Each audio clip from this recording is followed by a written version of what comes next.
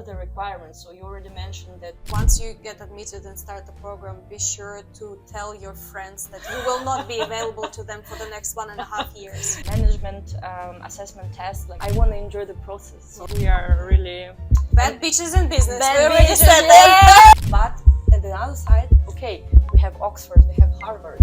You don't need an MBA.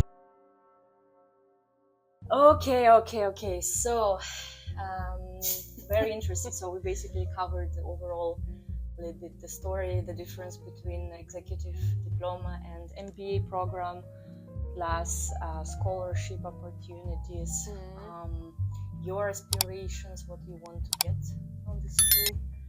So, but have you already visited Oxford? Oh yes. Tell me. I'm jealous now. Question. Yes. I did mention that when I came, what was my first impression about the slogan, the impact from within. But of course, someone, even if you have been to Oxford already and you have kind of visited as a tourist, it's a very different experience when you are coming there as a prospective student, right?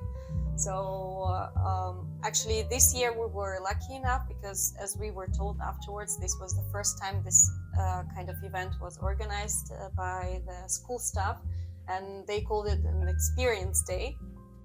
And essentially this was a unique opportunity because, talking about the executive diplomas in SAID, there are 5 of them, and most of the cohorts are not overlapping between each other during the year. So you kind of get to know only your cohort, but not others. But I mean, as in any executive professional degree, the biggest value you actually get is the network that you create during your studies. So it was a great initiative from the school because this was created for all the 5 of the diplomas. Obviously, not so many people arrived anyway because, first of all, it was Monday. So well, in my it will be a little bit difficult. feedback questionnaire, I asked them maybe next time. Maybe next time we will be way more. At if least it was Monday on afternoon, Friday, you know? yeah. But it was a unique opportunity, to get to meet other cohorts, to finally meet in person the admissions team, the recruitment manager with whom you have been in contact so far only on emails or via some Microsoft Teams call if you had ones. Of course, you usually do have, because they do want to meet you kind of face to face, even online, as soon as possible to get to know your motivation for the study and basically advise you whether this is just really this is really something that suits you, or what are your aspirations and stuff like that. So the experience day was amazing because it started with a tour around Oxford. We visited one of the colleges. I'm jealous. Stop it. Then I mean, you asked yourself. Yes. I still need to apply for visa to this country. I mean, I guess now everyone needs to. Or did you apply for? I mean, visa? I have Austrian citizenship. Yes, I know, but you still, it's not European Union. I think European but it's Union... only for working that you would have to organize. So if you Okay, then I still have to wait a little bit, guys. But actually, first country which I go when I get Austrian citizenship, fingers crossed, it's actually I will visit my aunt in Scotland, in Edinburgh, and my cousin. Yes. Love That's you, definitely ladies. on my list. And plus maybe Oxford. So maybe by that time you will be there and I will be like, hey. I could be given the tour, yes. By that time I should be able to know all the all the beautiful corners, gems killer of gems. Oxford. Yes, for sure. Yes. Wow, that's really super exciting. So I think first of all, because of the people that you were able to meet, also the tour and everything. We were about 30-40 people, I guess, at the time. I met a few from my program. There were a lot of people, obviously, from London, but I was not the only one who arrived outside of the UK, to which actually the organizers themselves were quite surprised that people came from Paris, from Ukraine. We do have a person from Ukraine as well. But in a percentage, like from your observations, like what was the percentage of people from GB and versus others? Because I think, when we talk about executive or MBA or MBA or executive diplomas, it's all about, okay, can I get exposure to internationals from all over the world? Definitely. But in UK, then is it more focused still on the locals, or it's 50-50 or it's 70-20? Definitely not. Yeah, I think as with many other business schools, SAID Business School is very focused on making the cohort as diverse as possible. And so actually we did have a online introduction to our group for the diploma that I'm doing, which is strategy and innovation, and they already provided kind of preliminary statistics on where people are coming from. And let me tell you, I was mind blown. I mean, we're just 60 people. I don't know if we even reached this amount, because the average class is around 60-65 people. Yeah. And we do have someone from Oceania, we have Southeast Asia, we have Canada, USA, we have Malaysia, we have, Austria. I was applying with the nationality of Austria, yes. Plus 1 point. Yeah, so I think the statistics there was for the UK only around 20%. So I mean, I think it's really cool, because that's my fear a little bit in German-speaking MBAs in Switzerland or Germany, that I don't want it to be too DACH region, so German-speaking countries oriented. But it's in Oxford, at least, it's not the case. Yeah, but I guess in the school but that shall remain nameless so far. Well, wait, we just started our YouTube channel, not so far. Yeah, for sure. I mean, the schools that are at the top of the list, I believe they all really care about who attends the classes. Yes, because at the end, the goal of every executive diploma or MBA at the end is to prepare global leaders, and that's why I open them the opportunity also for intercultural management, because it's another story to do business with Asians or with people from US, and this opportunity is very cool. To be able to work in a project team with people from all over the world and share also to lead the team. Oh, yeah, you see the Talking ambitions. About the executive degrees here, yes, right? You see, she's even in Oxford wants to lead her team. Masha, look at her. I mean, we are applying to executive programs, so we are already the future leaders. Yes. So that's why I'm super happy to hear that. So maybe you can tell me a little bit, like, what are the requirements? So you already mentioned that management assessment tests like GMAT or other varieties, it's not necessary. Yes. But what is like a list of documents? Do you need to have, I don't know, PhD or some super extra achievements or voluntary work? With what your resume stands out, from all other applicants? That's a very good question. I mean, in general, your story is what matters, no matter which program you're applying to. So you can have a perfect resume, you can have a 700 on GMAT, but that does not guarantee you a place in any of the MBAs, basically. And actually, I was watching a numerous amount of videos as well. I can imagine. Did the same in the past months? Yes, admissions team are sharing, and I mean, the GMAT score, the average is usually presented by the schools, but essentially they are accepting people with as little as 550 sometimes. Wow. It just really depends on what's your background. Maybe you have been running for the past 10 years some NGO and really making an impact already, Yes. So it really depends on your story and how you present it in your essays, because for the executive diploma, this was also part of your admissions documents. You needed to present 2 essays, 500 words each, and you may Did you use ChatGPT? Can I ask you? I don't think you would get this place if you were. I mean, there is nothing wrong in using it to kind of polish your language, I guess, but it does have to go from your heart, Yes, I totally agree with you. It was just a joke. I'm sure they have read everything there is to read in this world, so there has to be something from your heart, from your soul that speaks to them. The kind of a story that clicks, resonates, and which is different, makes you different from all others. Exactly. Yeah. So the 2 essays are mandatory for everyone who applies for the program, and there is also an option to apply for the scholarship, for which for most of which you would need also an additional essay, except for the Rewley scholarship that I kind of mentioned earlier. And you would think that 500 words, I mean, it's nothing. Like Well. I could write everything, but it's actually, it is quite short. And considering that this is an application for a very serious program, then serious university, you Oxford, really guys. struggle to put everything you want to put in just. But did those you 500. really calculate? Because I did also recently. I submitted essay, but that school required 800 words. Honestly speaking, I didn't even calculate. I was like approximately, because previous 2 questions were Folks, 200. do not follow this advice. I don't know, but did you get admitted? Well, that's we cannot disclose yet. Okay, It's nameless, intriguing.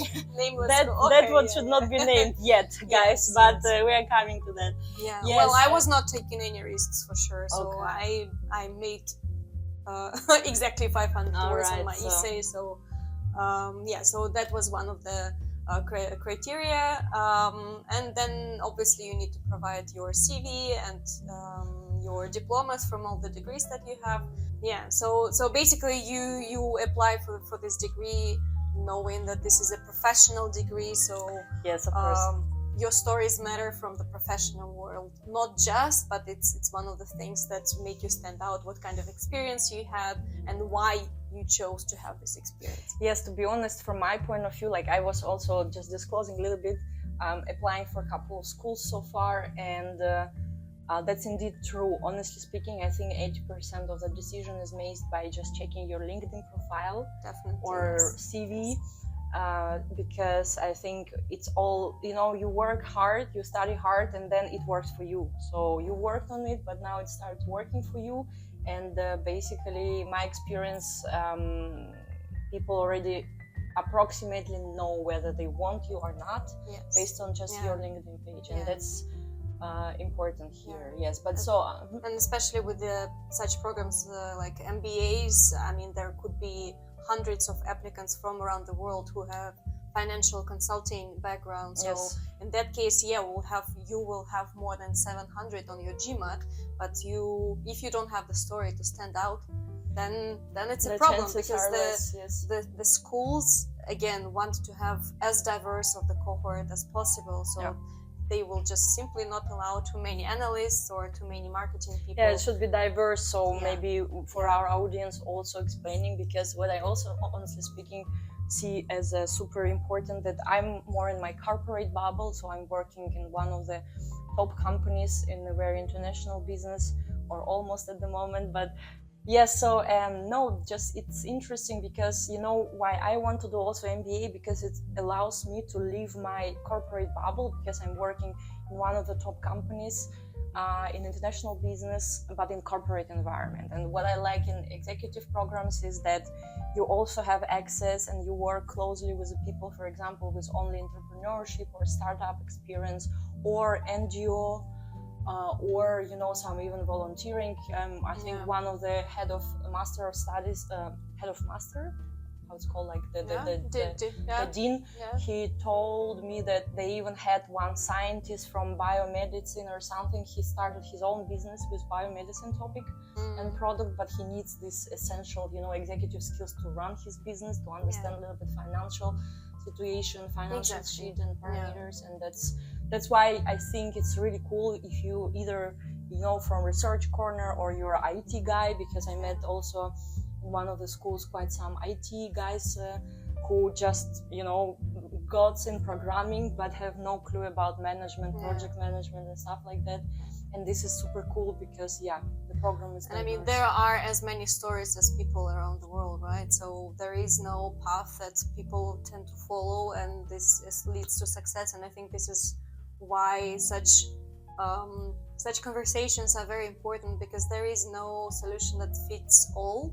And I think this is one of the also important messages from our conversation today, that it's not just about MBA, it's not just about executive MBA. There are plenty of options out there, and the MBA is not a magic pill that will just solve your career problems. Exactly, will skyrocket you. I mean, these stories exist obviously, but they are quite rare, and I guess the universe also has some magic to offer. But essentially, it is all hard work, and we just have to really look at our situation, at our aspirations, and choose for ourselves what is the best solution at this very moment for us. That's actually a very smart thought, and that was I'm also recently reflecting, because at the end, yes, you can have, Oxford, Harvard diploma, but at the end, it does not guarantee you any skyrocketing if you don't have necessary soft skills, or you haven't done your research, or and social skills, or any other skills. Exactly. So, it gives you opportunity to knock the doors, but whether these doors will be open or not, it's much more beyond that. But this we can say about every degree, like bachelor or master's or PhD. So at the end, you are considered as a whole, right, with your background, with your current skills, and yes, that's very important. So that's once again coming back to your experience, and there are a lot of maybe applicants from the same the same background. So what makes you stand out is possibly a story that kind of highlights your curiosity, because obviously the universities want to see you excel in the program and then become the future leader. So you have to have this tremendous amount of curiosity about any topic, and so basically, this is the story that you want to tell to your admissions team. What sparked the idea? Why did you choose? Maybe there was an extra curriculum activity at your company or you initiated a women in business kind of forum, or some volunteering activities in Caritas or in Red Cross, or some other anything. Could be anything, as long as it sticks to your story and kind of provides an idea of what kind of person you are. Yes. I'm also actually using always my amazing experience with my company, where we went to Srebrenica, to Bosnia and Herzegovina last year to build the houses for people in the area of war. So, me and the company, Hilti, actually really spent 1 week with the teams from Hilti Austria and team from Hilti Denmark and Hilti Netherlands, and we 3 teams, we built 3 houses in 1 week, and such things are very much taking into consideration. Yeah, exactly. So it does not have to be something big, because I think that's what I personally struggled a lot, knowing where I'm applying to, which is one of the biggest university and one of the most prestigious. I was struggling to find something that would be grandiose in its scale, but essentially, once again, it's just how you process this experience and why it was important for you. Yes, and to be honest, I think we are also a little bit too much biased on ourselves, thinking, oh my God, Oxford, what can I offer? But to be honest, it's just us, thinking out, okay, I don't know what to show, but actually if you tell it to the person who didn't go through this process of immigration, of getting first degree abroad, getting a visa, it's already citizenship, it's actually a lot, and you learned a lot on the way, and that's what makes you standing out from all other applicants and make your profile as a strong candidate to Oxford and some other universities. And actually we kind of already provided this tip in regards to the speed dating with the admissions team, and I think that visiting the campuses is another story. Also very, very important. Yeah, because at the end, I think for me personally, I mean, I know that I will be there, maybe not full time, but because executive MBAs are different to MBAs exactly because it's supposed to that you work full time, but you have a blocking system. I guess it's the same in executive diploma. Modules, You have modules basically once in a month. Once in 5 weeks. Yeah, it depends on the program. There are weekends, like long weekends from Thursday until Saturday, for example. And it means that you have to both work and study, and it of course requires a lot of. Well, that's one side of the story, but the other side of the story is that you get to experience the school. First of all, you get to meet your future location, yes, people, and you already have a feeling whether it's your place or not. But then definitely speak to the alumni, speak to the people who are currently studying at the school, because first of all, it's so you get to meet the kind of people that are studying in the chosen university. And it basically, for me, for sure, what happened is that it got rid of all the blocks in my head as to why I can't be part of this place, because you get to meet seducing, you get to meet the other people, and as you just mentioned, they are just like you. They are motivated. They may not have a perfect resume, but they are definitely driven. And this is what reminds you that the focus is not on what you lack, but actually the focus is on what you want to achieve. Exactly. And yes. because I honestly, I cannot even tell you how many times I almost stopped my application process because I felt that I may not be good enough. Yes, exactly. Imposter syndrome. Yeah. Imposter syndrome. Yes. Hello. but that's true, and I think that the higher we aim, the more normalized this feeling should be, kind of, in a way. I mean, you have to be humble also if you're applying to executive MBA or MBA. There will be an interview, which was not the case for the executive diploma. It was more like an interview with myself, like introspective kind of interview. But in general, you would have this interview and you will want to be humble despite all the achievements that you have already seen in your, or shown on your resume. Yeah. Wow, sounds very inspiring. So guys, what is important? Be fast, be like in advance, think through. If you want to dive deep in it, many schools actually even offering the opportunity to freeze your application. Let's say if you can get admitted right now or pre-admitted, but you feel like, okay, maybe I do some next career move, or I don't know, I became mother or father, you can freeze in many schools, paying just a little amount of money compared to the price. But this will do additional video about the price and story about how to get there are so many how aspects. To minimize this price for MBA. And then basically, I mean, the schools, the business schools, especially in terms of MBA degrees and executive MBAs, at the end of the day, it is business, right? So they want you to spend the money, and it's enormous amount. So for most of us, at least watching this video, so you have to make sure that you really want this to invest so much. And not only money, right? It's a huge commitment, for 1.5 years, or in your case, it's half-year program, right? Well, it's a year program. So it's a year program. Full year program. With so 4 modules, basically. Yes, and it's supposed to that you work full time, so that's why you have to stretch yourself. So that's why actually I think MBA in general started to be quite younger, because people notice that I cannot afford it for myself when I have 2 kids and when I have a loan for my house.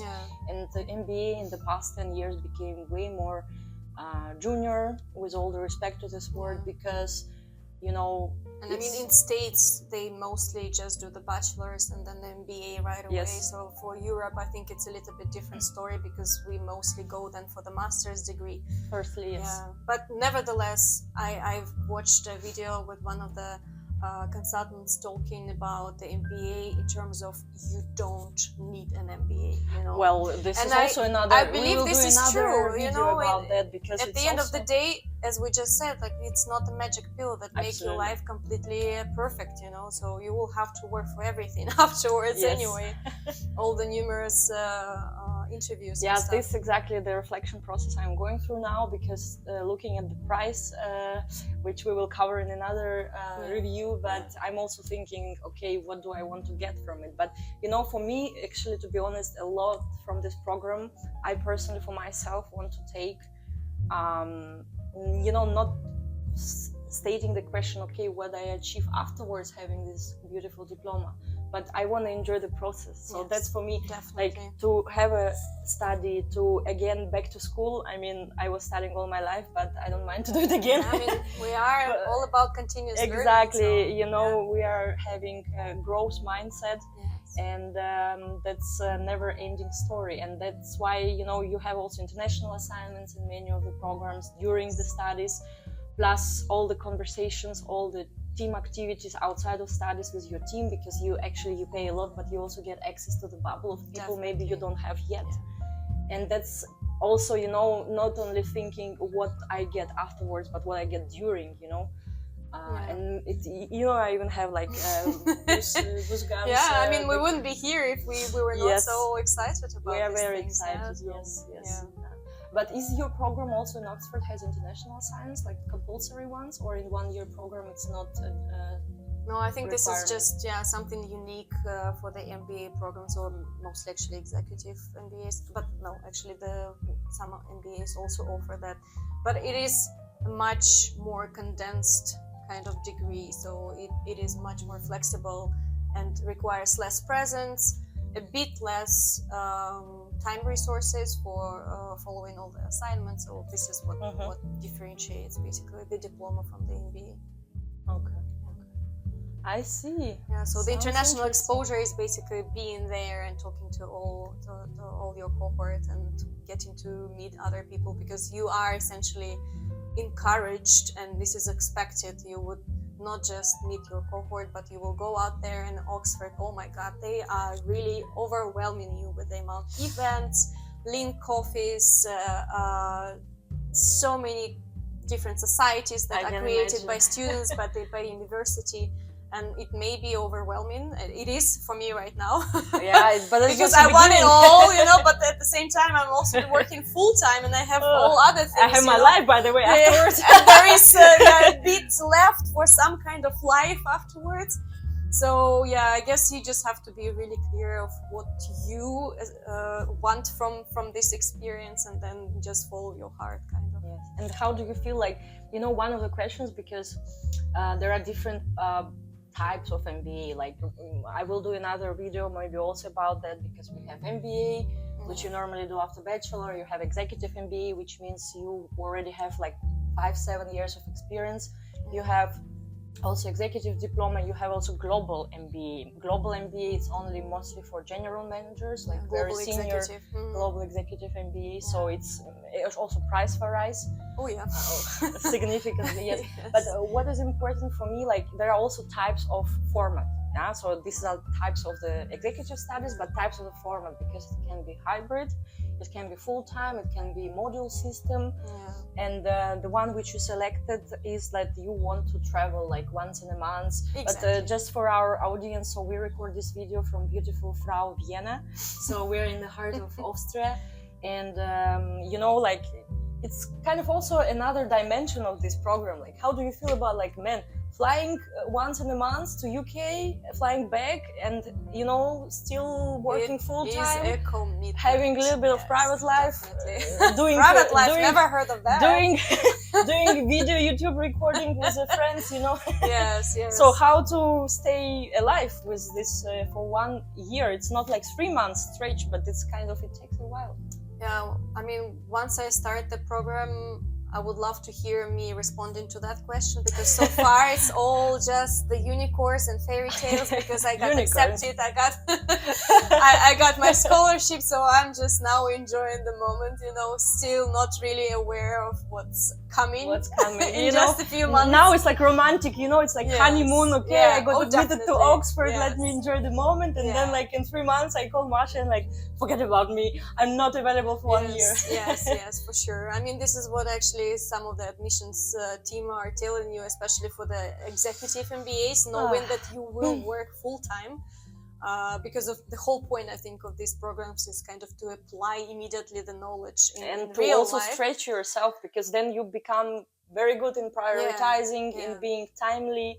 It also in parallel teaches you to be more organized. So the quote from one of the admissions members was, once you get admitted and start the program, be sure to tell your friends that you will not be available to them for the next 1.5 years. Guys, I promise, I will try to be an exception, but she tells me that we will ask her in half a year, and then maybe I will start my MBA one day. Exactly. We do have different starts, so hopefully I will get your support while I start, and then I will be more or less free, and then you will start your adventure. So we at least do not overlap so much. Yes, that's a good part. So you do definitely need the support from your group of friends, but you will see less of them. Guys, I will do my best, you know.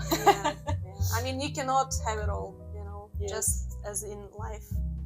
This just happens. It's a priorities. I mean, Yeah. but I think it's but it's also It just- if you enjoy it. I mean, yeah, you know, exactly. This is the it's a most important compromising. thing, and also to remember that you are doing it for a reason you have chosen, by the way, Mhm. that for yourself. That's for yourself. But this is something where your investment will have, I think, the biggest return. Yeah, definitely. You know, I have one question.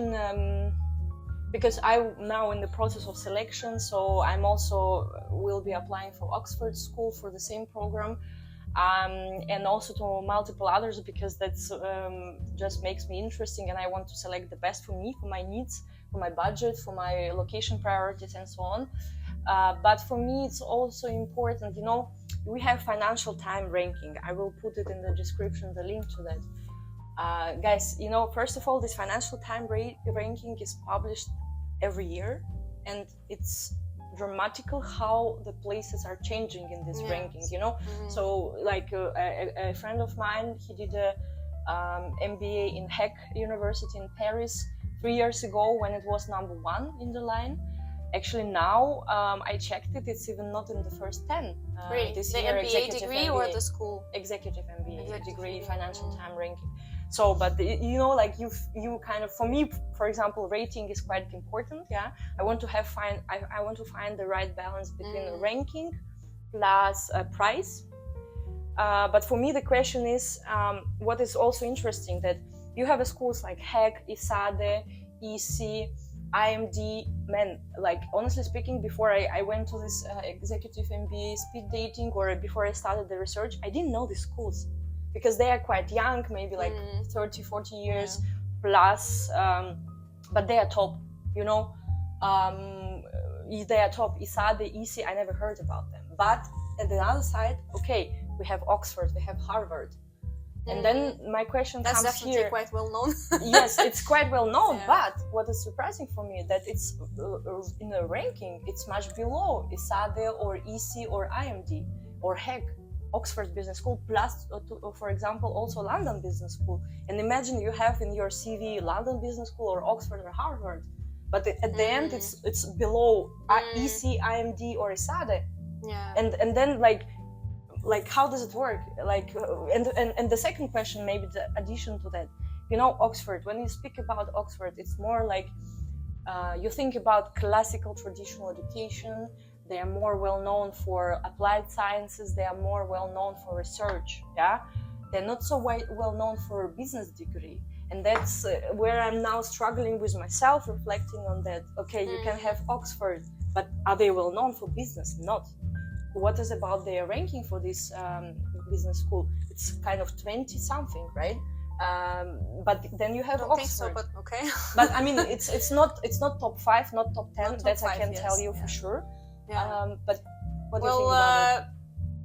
Let's just as a disclaimer, yeah, we are talking about Said Business School, not Oxford. Oxford does not offer business programs. So, but this is where the Said basically Business School goes into the picture, because this is essentially part of one of their colleges, of one of their departments. So it is part of the Oxford, but it is a separate entity. But I think Oxford, it's such a big brand that under the umbrella there are not hundreds, but tens, Thousands. you know, really thousands. Okay, so it's kind of huge umbrella, and then like this school is part of this brand, but it's a separate entity. Yeah, I mean, no, just as a disclaimer, because I guess everyone already understood what we are talking about, but it's still still important to know. I mean, running for rankings only, I don't think is the right strategy when choosing the MBA, or at least basing your analysis only on them, because there is one rating that you just mentioned, that there is also the GMAT School QS, I think. Yes, rankings. there are multiple rankings, like not only Financial Times is the most. So there's quite a few, and the ranking there can diverse because they check different parameters. Exactly, and so and there are also accreditations, and not all top schools have all 3 accreditations that some of the schools are really advertising. Now we have a triple accreditation, which is one of the most prestigious thing that you can get as a educational entity, but at the same time there are schools that are excelling obviously in this regard, but they don't have a triple accreditation. So what does that mean at the end of the day? Yeah, so I think that marketing plays a huge role. Absolutely, obviously. absolutely. So it depends on where the university chooses to spend their money on and what kind of criteria is used. And as you said, the school which jumps from year to year in between places, I don't think this is also a good thing. Where if you check retrospectively and you see that something used to be at the place 19 and now number 2, well, doesn't sound very optimistic for me. Yeah, but I mean, what I meant is that I checked the statistic from top executive MBAs in the past, I think, 4 years. And for example, Oxford Business School was never in the first top 15. And that's how my question comes. Okay, they are more famous for research, for more technical studies. But you explained that the Said Business School, it's like a school which is focused only on the business, if I understand correctly. Yeah, there are only business education, there, yeah. Course, yeah. But also, like, what is for me also, of course, name, but the university is not famous for business education plus ranking. But man, the prices, very GB price. But honestly speaking, it's 40,000 euros more expensive than the one which is in the top 5, which is located not in GB but in European Union. Yeah. But it's around 30 to 40k less. And then it's like when you do the decision which school to select, there are so many parameters. That's why I'm really very picky with all of them, because you have dimension of the price. Okay, what other parameters important for you? Alumni, how strong is alumni community afterwards? How big is international exposure? But price at the end plays decisive role. And for me also ranking. Yeah, because I would say price is on the other side of the balance, right?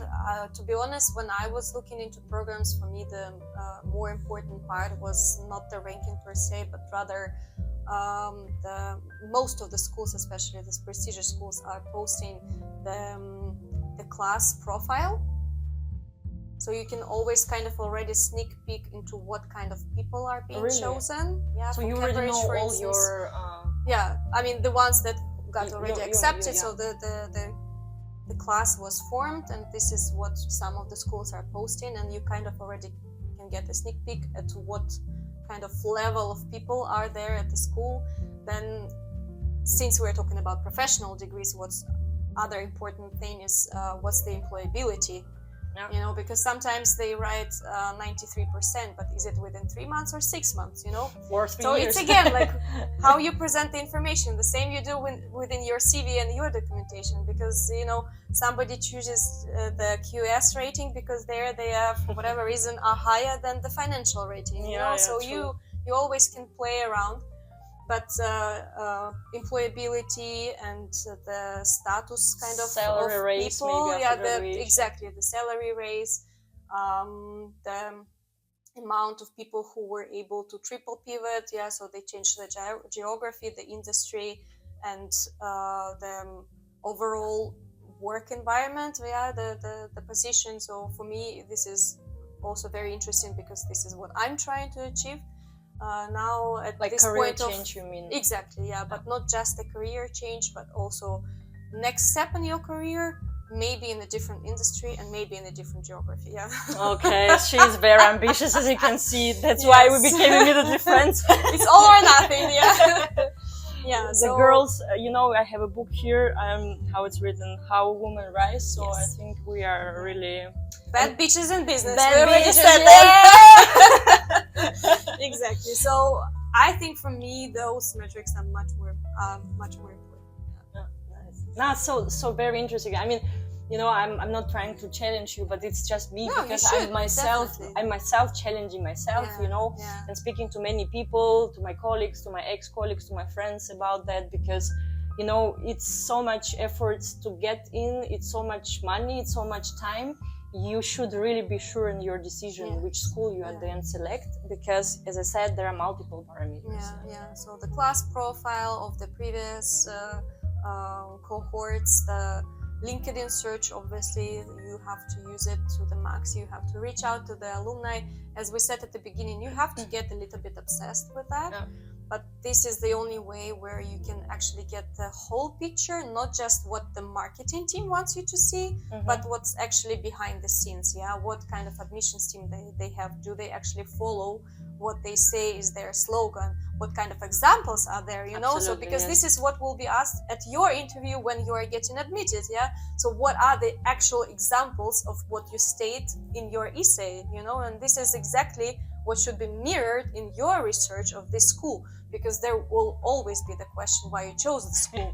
And you know, saying that, you know, Oxford is just one of the most well-known universities in the world, well, they do know that, duh. So you have to be really specific at why this program, what kind of classes they offer, why do those classes will help you achieve what you are trying to achieve, you know? So be very, very specific. Yeah, I would say, I mean, multiple parameters, as I said, and you have to consider all of them. Plus, I think very decisive is still the scholarship, because I think at least I cannot afford full-time, like not full-time, but the executive MBA with a full price, because, you know, for me, the scholarship and the amount of it will be also will have quite strong weight in my decision making, because it also shows the commitment from the school, you know, because yes, we do also want to study in the top universities, but how university is committed, because at the end you also bring your diversity, your expertise, your background, your out-of-box thinking to the group dynamics, because the most important you learn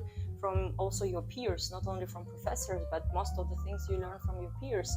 And you also interested for them, because you work here, you studied in 3 countries, you work in 3 countries, you was in startup, you was in corporate, you know, you have diverse background. And mind-blowing, actually. Mind-blowing. And some people, you know, they just work, for example, only in IT corner, and then, so, you know, but you should always find the thing which is, as we discussed, like special for you, you know? Yeah, so that's why I was mentioning this class profile, because it's very important also to know in which kind of direction you aim to go, even if you don't necessarily have the skills or experience in that regard, or if you choose the path of consulting, for instance, you would go maybe for a school like London School of Economics or London Business School, where they do have a lot of exposure. Also, they offer different case studies where you work like in a consulting environment. And so it really depends on what you want, and then you just have to show it to the school that they are the ones who will be able to give it to you. And maybe talking about the format, so do you know approximately, so is it like, you know, what I learned that many business school offer the format when you, like, I don't know, 60 people then split into the group of 6-7 people, then they work on different case studies throughout the program together? Is it mostly case study driven, or you also have some soft skills trainings in Oxford, or you also have some, you know, financial calculations, which is a mandatory part of any executive programs? I mean, I cannot really talk about the MBA or executive MBA programs, because I have not really researched them for the Said Business School, but they do differ among the schools for sure, and that's also one of the interesting things where you can kind of align your search and purpose with the program that you would like to choose.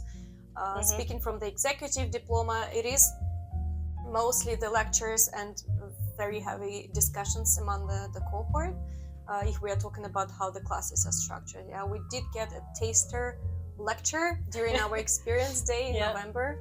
It was very interesting. Also thinking like discussing certain business realities, but from very different perspective of ethics and society, and what kind of impact. Again, impact is everywhere. It's not just the slogan of the school.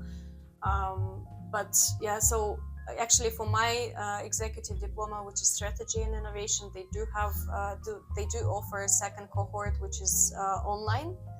But I would say that we've already mentioned that the biggest value of this kind of things is presence the and connections, and presence, yes, you cannot build such relationships. I mean, you still can, but it's I mean, for me personally, because honestly, in many schools, the price, if I'm not mistaken, even the same. Because at the end, the program, like what you learned, which courses, it's the same, right? And it's either physical, either online. And the price is the same also in Oxford, or not? The same, you mean for the online versus? Yes. So the same I saw in ISADE, in IMD, in EC, so that basically the price is the same, plus only it's not exactly the same. I mean, the program price is the same, but of course, if you travel personally, you need to rent accommodation. you need to afford accommodation, flight tickets. So it's all not included, guys. Unfortunately, in the amount of only study program. Yes, and especially if you have like international projects abroad, exposures in US or China or Brazil, different continents. So be ready to pay. Be ready to get your credit card out. Yeah, but the question is, what is return on investment? Yeah, because as I said, it's a lot of investment, but what is return? But just to finish on the online versus offline format, yes, you save a lot on the. So at the same time, you pay the same, but you don't travel. So online format also possible, for example, when people have kids or, maybe they have family commitments, whatever. So they can do online, saving on, also saving on the accommodation. I think this option, I may sound biased right now, but I mean, it is an option and you may think that this is easier this way, but at the end of the day, does it really give you the same value? I mean, honestly speaking, I think it's maybe even harder because when you fly to GB, self-sustained basically. When you fly to GB or you fly to Paris or you fly to Barcelona, you stay all your household here. You leave your kids or you leave your working laptop, hopefully, not in my case, but so you know what I mean. So you can disconnect. You say, okay, I'm flying, and you have this switch. But if you study like physically here, and that's why actually I'm also not that much fan of considering Vienna Business School because I will never be focused. I will always be like, okay, I need to wash my clothes in between. Okay, classes. Maybe I mute myself and go to cook food. No, guys. I mean, that's for me at least. In my situation, I don't have yet like kids. This is my biggest kid, but you know what I mean. So I think it's in our case, we are young, ambitious, and we want to feel this. That everything is possible. That there is no one typical student, but I think there is definitely at least one trait that unites all of us who chooses this path. Is that we really want to explore what's out there, and you cannot do that while doing it online or doing it in your home city. This is just not the same experience. I would say so, yes, even though it has some advantages as discussed, but I mean it's decision of everyone. I'm not challenging if you decide to go for online. It depends on your life situation, but in our case, everything that was not the case. Personal. We are too curious and too crazy. We are the birds who now have the wings, and we want to use them. Well, absolutely. That sounds very cheesy, right? It's very cheesy. It's true. Likes and comments on these guys. Yes, very nice, very nice. No, I mean, I think it's quite a good content we created here. Actually, it's the first interview and I'm so surprised how smooth it went because I felt like we were, as I said, 5 years already know each other. Feels like we're on the same page because we actually go through the same processes, but Masha a little bit more one step farther than me. But I will guide you through my way and also will share hopefully my successful stories in some months. But I'm super grateful that you made the time because guys, it's like few days before Christmas and it's not easy time I think for anyone, and with our lifestyle it's quite challenging to squeeze in this video recording day. Thank you so much, Masha, for finding the time, for your openness. It's our first guest here. It's very important for me. Thanks for finding the time. And I actually have a small geschenk, so it's a small present for you. Let's do it maybe as a tradition in my channel. That's a nice tradition. You don't know it.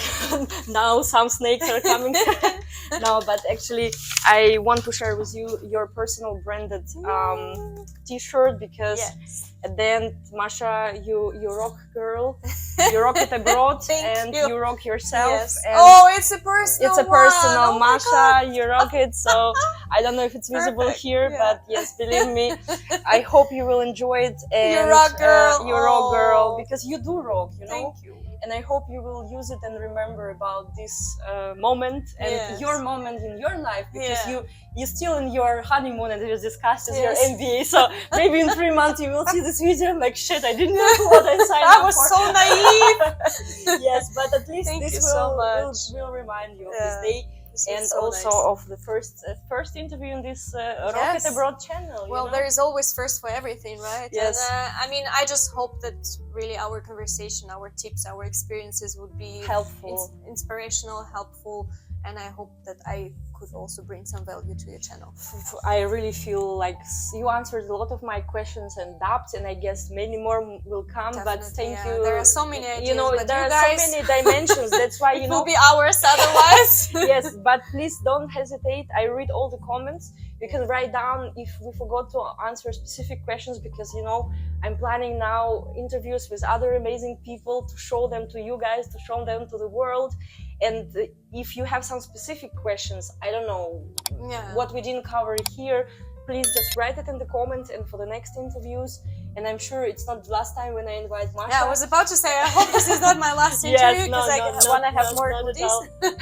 So please ask more about Oxford. Yes, Oxford. So that's why, you know, thank you for your time, and write in the comments, likes, comments. Actually, YouTube algorithms are very much supported if you guys react, because then YouTube understands whom to recommend this video. And let's contribute in making this world a little bit better place with sharing the happiness. What is there not to like in this video, right? Absolutely. I mean, I think we've just nailed it. You know, we did it quite well, girl. Yes. You see? A little bit hug. Oh, danke schön. Thank you so much. It was so nice. And now, honestly speaking, we will do party. Yeah. Ladies and gentlemen, we now should switch off the cameras and where is my gin and shots. I mean, honestly speaking, it was a success, and we should, I think, celebrate, you know, your admission. For me, I cannot say yet. But we should celebrate the first interview, definitely, in Rocket Abroad channel. And actually, we should celebrate successful year for both of us. We should celebrate each Christmas, other. New Year. That's it. Let's celebrate life, guys. Exactly. Thank you. Thank you, guys. Namaste, namaskar. Love Rocket Abroad. New videos are coming. See you soon. Bye-bye.